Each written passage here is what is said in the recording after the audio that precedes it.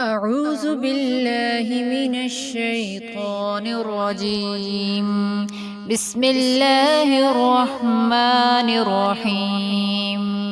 اللهم فاطر السماوات والأرض عالم الغيب والشهادة أنت الرحمن الرحيم. اللهم إني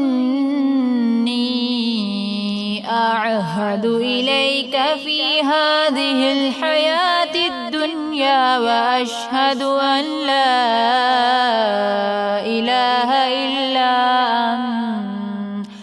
إلا أنت وحدك لا شريك لك، وأشهد أن محمدا عبدك ورسولك، فلا تكلني إلى نفسي فإنك إن تكلني إلى نفسي تقربني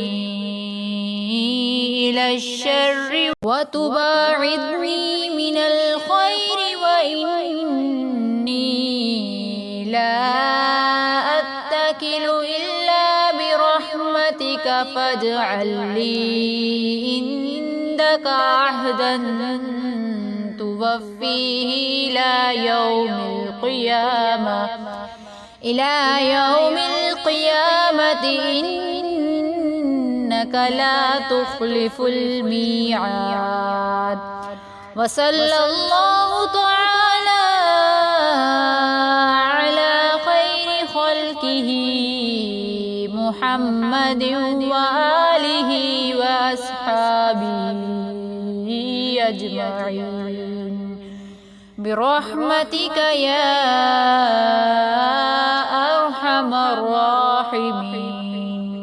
صدق الله العظيم.